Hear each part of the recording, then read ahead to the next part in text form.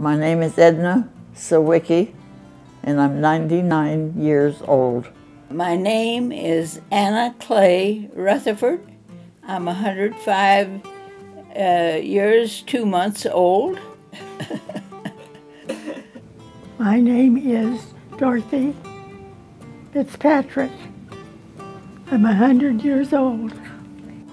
Merle Lester Jones. And how old are you today, Dad? 102 going on 3. I'm David F.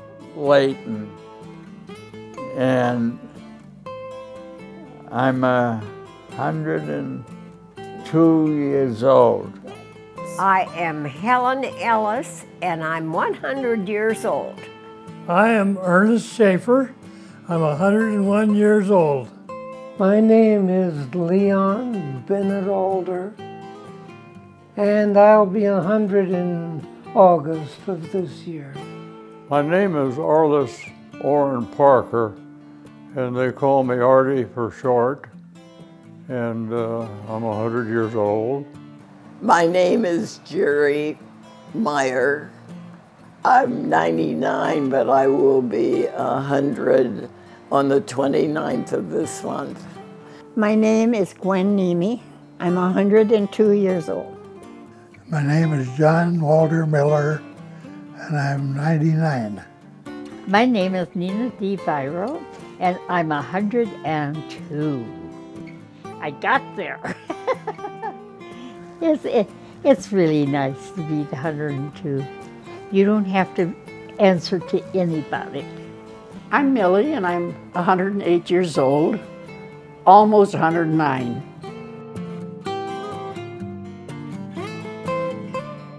When I was 2 years old, Grandpa Pickwick took me out to a farm with him in the Model A, an open Model A, and got me a pony, and they took it back into town between the seats in the back of the car.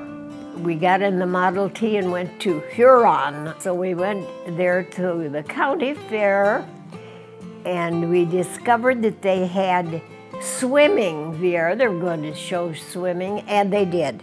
They had some kind of pool on the stage, and then these 6 girls got in the water. Well, it was the most exciting thing that anybody in South Dakota had ever seen, I think. I guess it was going to the lake and go swimming. I loved doing that. Sometimes we'd even take a tent and stay overnight with my parents. I really enjoyed that. That was a lot of fun. One thing about my dad, he always took his boys along. You know, I remember in the wintertime, we just get 2 or 3 inches of snow. He'd drive the car and haul us on a sled in the back. I imagine we were going 10 or 15 miles an hour sometimes, I don't know. We played things like red light, green light, and the thing about that childhood was, since we didn't have things like electronics and all that, children of all ages got together down at the street light. It was a narrow, small street, and we played in the evenings when work was done and chores were done. And the big kids played games like that with the little kids, which I never see today.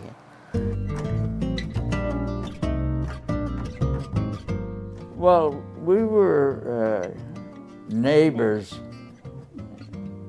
when we were little, and I went into the service, and that's when the war was going on.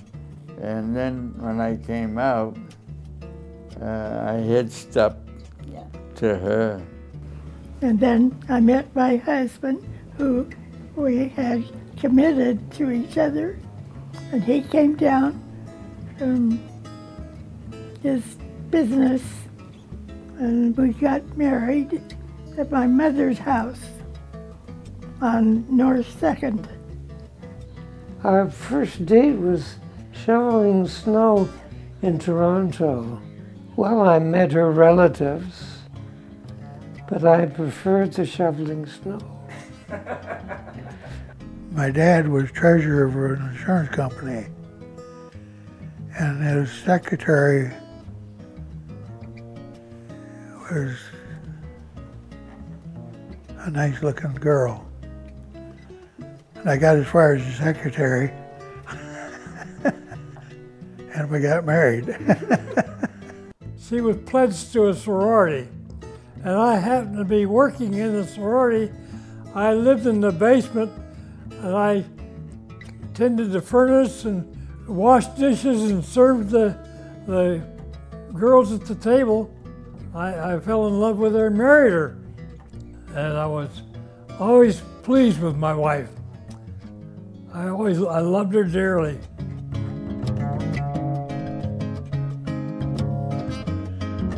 I didn't go to college. I wanted to work and make some money. I had fun working with a group that it was sort of like the ones that take care of the children here who have no homes and are ill. And I loved working there. And I made $50 a month. That was my check. It was pediatric nursing. So when I got married, I told my husband I don't want any children because I was tired of those little kids. How many did I have? How many He doesn't hear me. I had 11. I worked in a national tea company, which is like Fry's or one of those grocery things there. I used to like to work there. They had the butter in these big barrels up against the wall with a wooden paddle, and you'd have to stand on a stool, and almost like an iceman would do is chop a chunk of butter out of there and slap it onto a little dish and weigh it. And I like working there. How much did you get paid for that job? Do you remember? 25 cents. 25 cents an hour. An hour. Mm-hmm. My first job was babysitting, 50 cents a night. A night.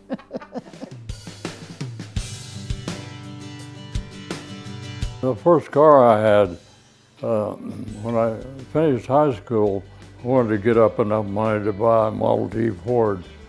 I had one spotted in a big house in town, out in the barn, and belonged to a doctor, and he'd passed away, and his daughter says she'd take $25 for it. So I made $25 that summer and bought a Model T Ford, 1922 Model T Ford. I don't remember what model it was or anything, but the floorboard was practically out of it. It was such an old ratty car but I drove it around. First car was a Hudson Terraplane, a 1936 Hudson Terraplane. My first car was a car that my grandfather had. It was an old Buick. It was they only made a few of them, but it had a compacted rear seat. Anyway, he didn't need the car anymore, and I got it, and I used it, and I drove to my freshman year in college. I used it to drive back and forth. We had a Ford, but when my husband died, he said, "Don't sell my Cadillac." I didn't sell it, I traded it. I got a Thunderbird.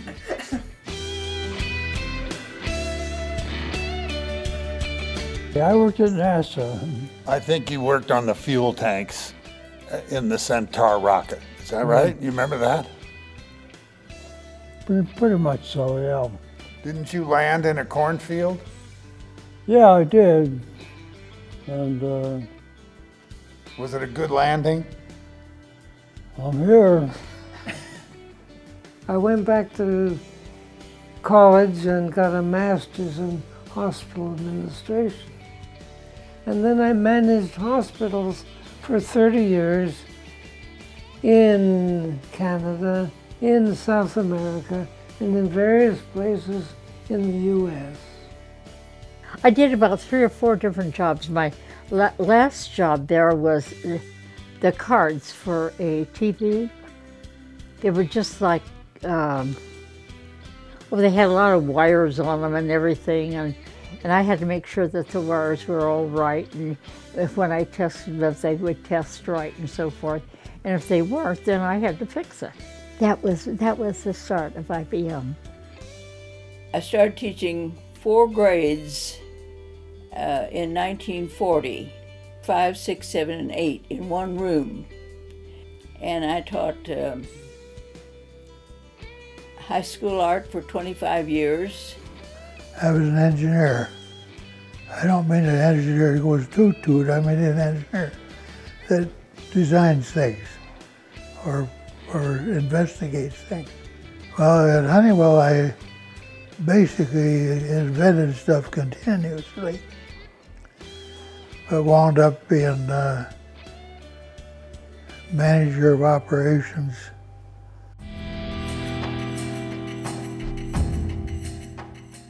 He volunteered, did a lot of Meals on Wheels deliveries for a while, and he volunteered as a tour guide at the Titan Missile Museum. He was pretty good at that. We used to bring our kids, his grandkids, for the tours, so he'd give us a tour. I sawed it out and chiseled all this in here, and I made that design there. I took a course in Montreal on repairing clocks, and that kept me busy for a while. As a matter of fact, I kept doing that for 40 years. I enjoyed making bowls of different kinds, and I wanted them to be intricate like this, have different kinds of wood in them. And I probably made 4 or 5 of these, and I gave them, most of them I gave them away. Well, my husband and I played golf a lot.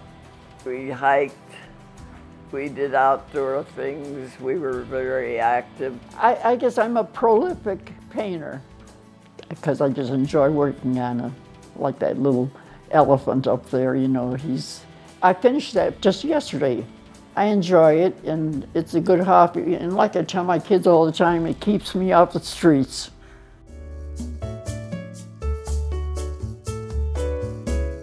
I don't smoke and I don't drink. Even those margaritas sound good, but they and I've just, you know, kept fairly regular hours and kept up with my family. Well, you have to keep your mind active. You do. I think that's the key to living long. No, I wish I did. I'd cut it in half. All my family members lived into their 90s, even the men, but nobody reached 100. I'm the first one. I don't know. People ask me that all the time. I said, I just have to be ornery enough. I really can't. For one thing, I always liked humor. And I always liked to be around laughter. And I didn't enjoy being around people that complained all the time. So I sort of put myself in a position that I didn't want to be too closely associated with complainers and whiners and, you know, that sort of thing.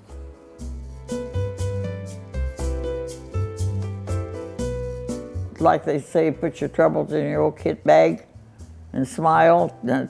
What you worry, it never happens like you think it's going to anyway, and so there's no need to be upset and worry about things. So I don't. What is to be will be, so that's it.